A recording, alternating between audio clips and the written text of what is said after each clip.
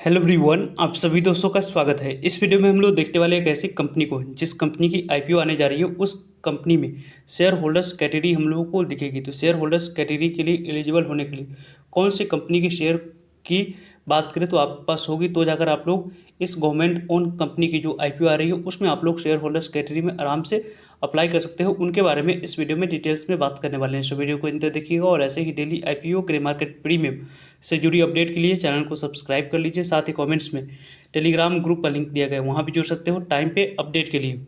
First of all, किसी भी company की जो आईपीओ आती है और उसमें आप लोगों को शेयर होल्डर्स कैटेगरी हम लोगों को दिखता है, उसकी यदि हम लोग बात करें तो वहाँ पे जो कंपनी पहले से ही लिस्टेड होती है, मान लें कि कोई कंपनी ए बीएसई एनएसई दोनों जगह पर लिस्टेड है, तो उस कंपनी की सब्सिडरी कंपनी की आईपीओ आ रही है, तो वहाँ पे आप लोगों को एक कंपनी की जो शेयर होल्डर्स होंगे और जो सब्सिडरी कंपनी की आईपीओ आ रही है वहाँ पे आप शेयर होल्डर्स कैटेगरी के लिए कुछ पोर्शन टोटल इशू साइज की रिजर्व रखी जाती है, तो वहाँ पे आप लोगों को अप्लाई करने की अपॉर्चुनिटी मिलती है।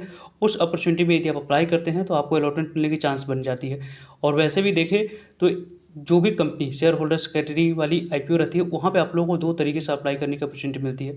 एक, जनरली आप लोग बिग एच एन है, स्मॉल एच एन है, रिटेलर्स, इनमें से किसी एक कैटेगरी में तो अप्लाई करने की अपॉर्चुनिटी आपको मिलती ही है। दूसरी, आप शेयर होल्डर्स कैटेगरी के लिए एलिजिबल होते हैं तो वहाँ पे आप लोगों को अप्लाई करने की अपॉर्चुनिटी मिलती है। तो हम इन लोगों ने हाल ही में देखा है कि कई सारे कंपनियों की आईपीओ आई है, उनमें से कुछ ही कंपनियां रही है जिनकी यहाँ पे शेयर होल्डर्स कैटेगरी वाली आईपीओ हम लोगों को दिखा। इससे पहले एक और कंपनी की एचडीबी फाइनेंशियल सर्विसेज आईपीओ की हम लोगों को आते हुए दिखी थी। वहाँ पे आप लोगों को एचडीबी फाइनेंस बैंक की बात करते हैं तो वहाँ पे आप लोगों को एचडीबी बैंक एचडीएफसी बैंक की बात करें, वहाँ पे आप लोगों को एचडीएफसी बैंक के एक भी शेयर जिन्होंने ओन कर रखा था उनको यहाँ पे एचडीबी फाइनेंशियल सर्विसेज आईपीओ में शेयर होल्डर्स कैटेगरी में अप्लाई करने की अपॉर्चुनिटी मिली हुई थी। और टोटल इशू साइज की लगभग बात करें तो 10% तक की शेयर होल्डर्स कैटेगरी के लिए रिजर्व रखा गया था। लगभग जो 12,500 करोड़ की इशू साइज थी उसमें से आप लोगों को 1200 करोड़ तक की इशू साइज की बात करते हैं, टोटल में से शेयर होल्डर्स कैटेगरी को एलोकेट किया गया। इस कंपनी की जो आईपीओ आने जा रही है तो यहाँ पे इस कंपनी की जो फाइनेंशियल हेल्थ के बारे में डाटा दी गई है उसको यदि हम देखें, टू की डाटा है, FY23 की डाटा है, FY25 की डाटा है और FY24 की डाटा है। और FY25 की यहाँ पे 9 मंथ की डाटा कंपनी के द्वारा अवेलेबल करवाया गया। कंपनी की एसेट के बारे में बात करें तो पहले 315 करोड़ की एसेट थी, देन यहाँ पे 378 करोड़ के पास 23 में कंपनी की एसेट हम लोगों को दिखी। 24 में कंपनी की एसेट 378 करोड़ से बढ़कर 517 करोड़ के पास हुई और 517 करोड़ से इस 9 मंथ में ही 617 करोड़ के पास इस कंपनी की एसेट हम लोगों को बढ़ती हुई दिख चुकी है।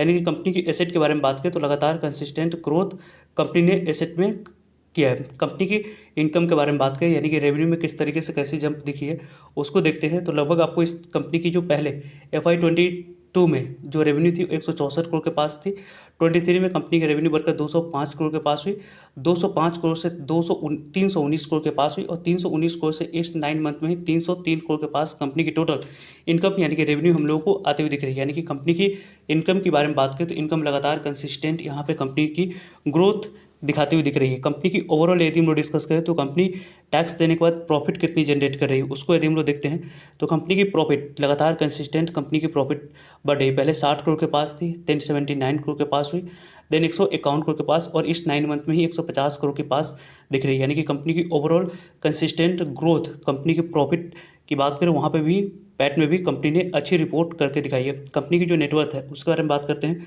तो कंपनी की नेटवर्थ पहले यहाँ पे 272 करोड़ के पास थी, देन यहाँ पे 272 करोड़ से 328 करोड़ के पास हुई, देन आपको 455 करोड़ के पास और अभी इस कंपनी की 555 करोड़ के पास कंपनी की टोटल नेटवर्थ दिख रही है। कंपनी की रिजर्व एंड सरप्लस के बारे में बात करते हैं तो रिजर्व एंड सरप्लस कंपनी के पहले 222 करोड़ के पास थी, देन यहाँ पे 279 करोड़ के पास और अभी 404 करोड़ के पास और अभी इस कंपनी के इस 9 मंथ में रिजर्व एंड सरप्लस 359 करोड़ के पास हम लोग को दिख रही है। बैलेंस शीट के अकॉर्डिंग जितनी अभी तक डाटा अवेलेबल है उसके अकॉर्डिंग काफ़ी स्ट्रॉन्ग इस कंपनी की बैलेंस शीट दिख रही है। इस आईपीओ में बात करें तो आने वाले समय में जो इंपॉर्टेंट फैक्टर रहने वाली है उसमें यदि हम लोग डिस्कस करते हैं तो इंपॉर्टेंट फैक्टर रहेगी कि इस कंपनी की वैल्यूएशन मैट्रिक्स पर कंपनी की प्राइसमेंट किस तरीके से कैसी रखी जाती है। क्योंकि हाल ही में हम लोगों ने देखा है कि टाटा कैपिटल आईपीओ की जो प्राइसमेंट आई है उस प्राइसमेंट के बाद उस कंपनी की वैल्यूएशन मैट्रिक्स पर उतनी स्ट्रॉन्ग साउंड नहीं कर रही, टेबल पे उतनी स्कोप नहीं छोड़ी गई, जिसके अकॉर्डिंग काफ़ी अच्छी लिस्टिंग एंड मिले। उसके कारण से उसके ग्रे मार्केट प्रीमियम में उतनी बेहतरीन आप लोगों को तेज़ी नहीं दिख रही। लेकिन ओवरऑल गवर्नमेंट ऑफ कंपनी है तो यहाँ पे थोड़ी सी वैल्यूएशन टेबल पे स्कोप की बात करते हैं तो छोड़ी जा सकती है, जिसके कारण से इस आईपीओ को अच्छे रिस्पॉन्स मिलते हुए दिख रहा है।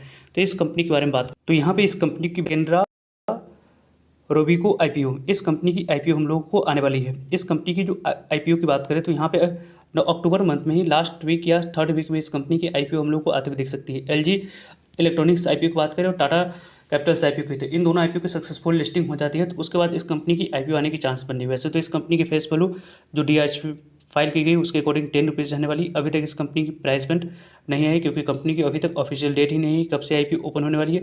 वैसे इस कंपनी की जो भी इशू साइज रखी जाएगी पूरी तरीके से ऑफर फॉर सेल लेने वाली है। प्रमोटर्स यानी कि जो इस कंपनी की प्रमोटर्स जो लिस्टेड है उनके द्वारा कुछ स्टेक इस कंपनी में आईपीओ के थ्रू सेल करने की प्लानिंग है। टोटल इशू साइज जो इस कंपनी की होगी उस इशू साइज में 50% शेयर क्यूआईबी को एलोकेट किया जाएगा, 35% शेयर रिटेलर्स को, 15% शेयर एचएनआई कैटेगरी को आने वाले समय में एलोकेट करी जाएगी। टोटल इशू साइज कितनी रहेगी वो तो कंपनी की प्राइस में आएगी, उसके अकॉर्डिंग हम लोग डिस्कस करेंगे। लेकिन यहाँ पे देख सकते हैं कि प्रमोटर्स की होल्डिंग इस कंपनी में 100% है और इसमें आप लोग को दो तरीके से दो प्रमोटर्स के नाम हम लोग को दिख रहे हैं। एक यूरोपियन कंपनी की बात करें उनकी यहाँ पे स्टेक है और साथ साथ केनरा बैंक की बात करें तो उनकी स्टेक है, जो कि केनरा बैंक के बारे में बात करें तो पहले से ही बीएसई एनएसई दोनों जगह पर लिस्टेड है। और केनरा बैंक की जो अभी तक हम लोग को मोमेंटम जो दिख रही है उस मोमेंटम के according market closing price negative रही है, लेकिन कल ही जैसे ही इस कंपनी के डीआरएचपी को अप्रूवल मिली है सेबी की तरफ से, वैसे ही कल के डेट में पॉजिटिव मोमेंटम हम लोग को केनरा बैंक पे दिखी थी। केनरा बैंक की एक भी शेयर को पहले से यदि आप बाइंग करके रखते हैं तो इस कंपनी के शेयर की बात करें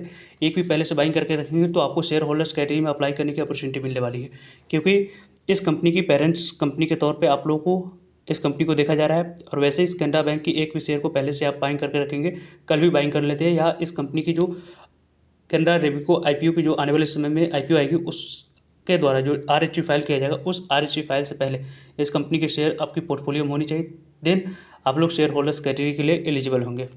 इस कंपनी के बारे में बात करते हैं जो कि आईपीओ आने वाली है। इसकी शुरुआत 1993 में की गई थी। केनरा रेविको एसेट मैनेजमेंट कंपनी के तौर पे इस कंपनी को जानी जाती है। कंपनी एसेट मैनेजमेंट फर्म के तौर पे इंडिया में सर्विस करती हुई दिखी जाती है। इन्वेस्टमेंट मैनेजर के तौर पे म्यूचुअल फंड्स ओन करती है। कंपनी की ओवरऑल हेडक्वार्टर की बात करें लोकेटेड मुंबई में है।